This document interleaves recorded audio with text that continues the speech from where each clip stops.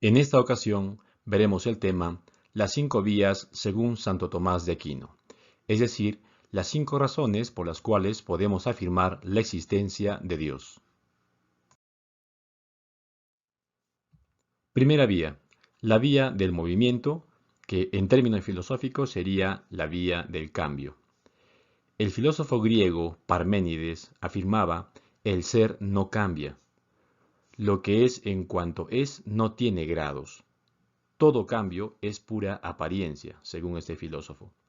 En el extremo opuesto encontramos al filósofo Heráclito, con su famosa frase Panta rei, todo fluye. Nadie se puede bañar 2 veces en la misma agua de un río.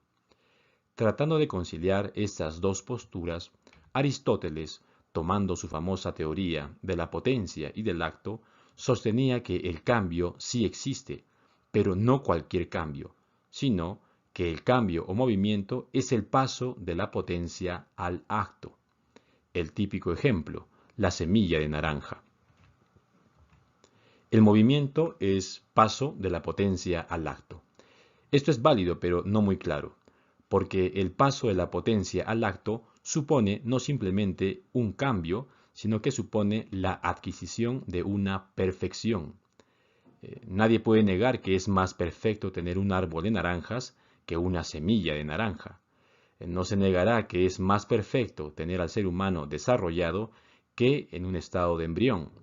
Entonces, la teoría de la potencia y del acto tiene que ver no solamente con los cambios, sino que tiene que ver con cuáles cambios son posibles y tiene que ver con una dirección en el cambiar, una dirección que tiende a cierta perfección. En este contexto enunciamos la primera vía según Santo Tomás de Aquino. Dice el Aquinate: nosotros vemos que hay movimiento, cambio. Todo lo que cambia, todo lo que está en movimiento, tiene que ser cambiado por otro. Es decir, lo que está en potencia no pasa por sí mismo a estar en acto, sino que tiene que ser actualizado o actuado por otro. Por ejemplo, si se quiere pasar del agua líquida al agua en forma de vapor, tiene que llegar algo distinto, en este caso el fuego, para que obviamente se dé este cambio, ¿no? El fuego en acto. Podemos decir que todo lo que pasa de la potencia al acto tiene que ser actualizado por otro. Y ese que actualizó llegó a estar en acto por otro. Entonces tendríamos una secuencia indefinida de seres que pasan de la potencia al acto. Pero esa secuencia tendría que terminar en algún lugar, porque si no hay uno primero que esté en acto, entonces esa secuencia tampoco estaría en movimiento. Así que se necesita que haya uno primero. Y ese primero, ese acto puro, ese acto sin mezcla de potencia, es al que se suele llamar Dios. Una nota.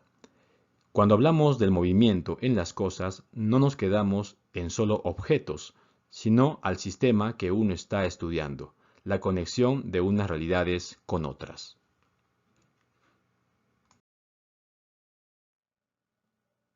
Segunda vía, la vía de la causa eficiente. Esta vía es parecida a la anterior. Es la serie de causas eficientes.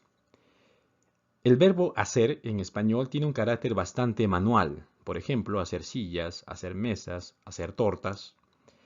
El verbo correspondiente a esta vía, que da origen a la palabra en latín efficiens effectus, indica el hacer, pero tiene un sentido técnico y se refiere a producir el ser.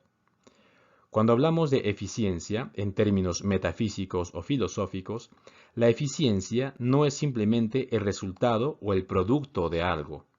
Cuando nosotros hablamos de eficiencia, nos referimos a cómo se hace pensable el ser. Y aquí solo hay dos posibilidades.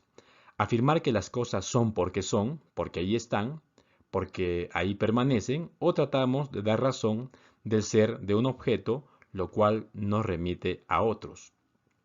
Por ejemplo, una mesa o un ser vivo. Cada ser que yo examino me remite a otros seres. De modo que si quiero tener la inteligencia o comprensión de un ser, tengo que remitirme a muchos otros seres. Y aquí Santo Tomás pregunta: ¿hasta dónde puedo llevar esa secuencia? Entonces, es evidente que hay que llegar a una causa incausada. Es necesario una primera causa que sea la causa de todo lo que existe. En este sentido, hay que llegar a uno que es causa, pero que no ha sido causado. Y ese ser incausado es Dios.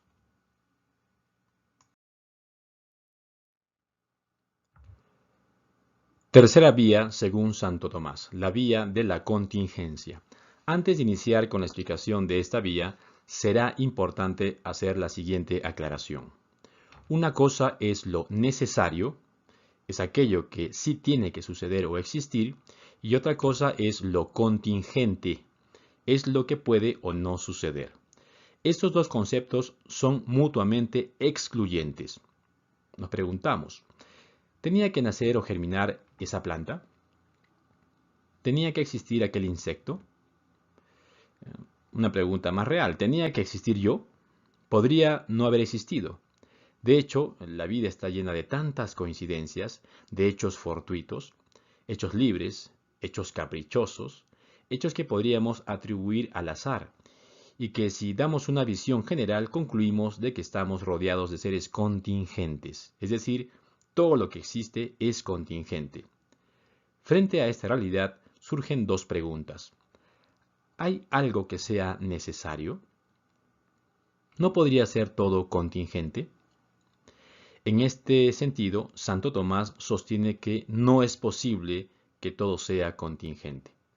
Dice que cuando hablamos de algo contingente, no es algo que pueda o no puede hacer, sino que es algo que en un momento no ha sido.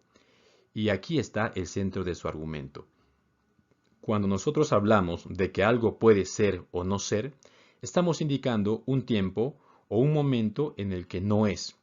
Porque si existiera un ser contingente, pero que siempre tuviera que estar, ese ser sería indistinguible de un ser necesario, porque lo que siempre tiene que estar no es lo contingente, sino lo necesario. Es indispensable afirmar que lo posible, lo puramente posible, o sea, lo contingente, en algún momento no existió, porque si lo contingente tuviera que estar siempre, no sería contingente, sino necesario. Ahora bien, si nosotros tomamos algo que no existe, lo que no existe no puede dar origen a lo que existe. De modo que cuando yo retrocedo en la historia de los seres y retrocedo en la historia del mismo mundo, voy encontrando que las cosas contingentes no existían. Y lo que no existía no podía darse origen a sí mismo, ni podía dar origen a las otras cosas. Entonces, si todo fuera contingente, se podría llegar a un punto que nada existía. Pero si nada existía, entonces nada ha llegado a ser. Entonces nada existe.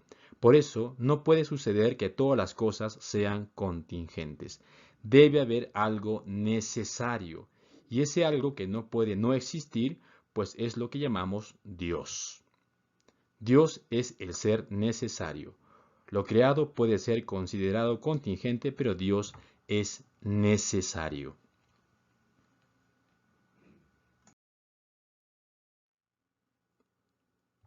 Cuarta vía.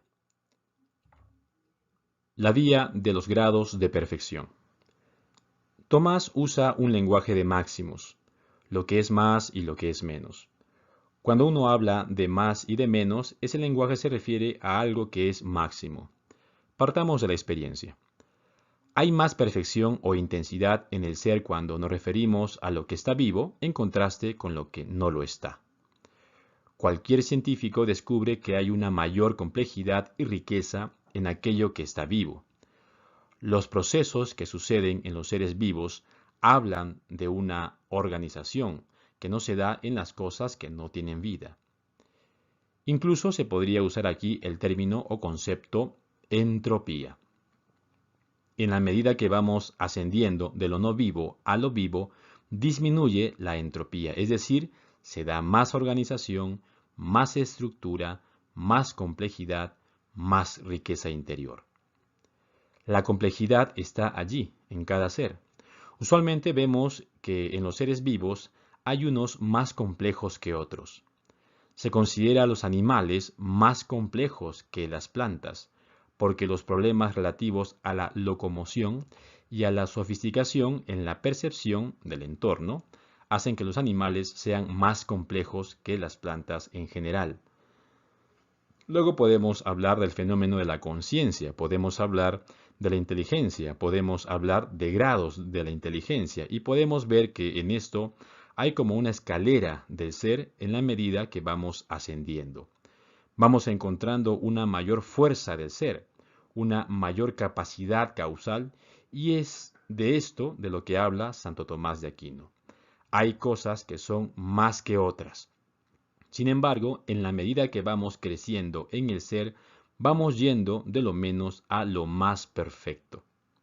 Vamos encontrando una mayor fuerza causal, pues si nos estamos aproximando a causas cada vez más fuertes en términos de ejemplares o en términos de eficiencia, pues esa secuencia de causalidad ejemplar o esa secuencia que nos lleva cada vez más a un ser más perfecto es perfectamente compatible con la afirmación de un ser que sea perfecto, de un ser que sea máximo, al que llamamos Dios.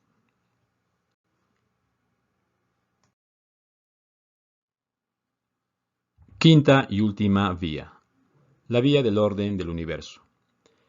En esta vía, Santo Tomás se refiere al ordenamiento de las cosas en el mundo. El nombre técnico que esto tiene es la teleología. No me refiero a la teología, sino a la teleología. Se refiere a la finalidad que tienen las cosas. Cuando miramos el cosmos, encontramos que hay como un ordenamiento de las causas hacia otras. El universo está ordenado. Esto entra en el ámbito de la causa final, del gran para qué. El tema es si las cosas y el mismo universo tienen un gran para qué, tienen un objetivo distinguible que podamos discutir o si no lo hay. Para Santo Tomás sí hay un gran para qué, porque si no lo hubiera, la vida sería una pasión inútil, un total absurdo. Si en el universo muchas cosas cumplen un objetivo, es necesario un ser que las haya ordenado. Y ese ser es Dios. Estas fueron las 5 vías según Santo Tomás de Aquino.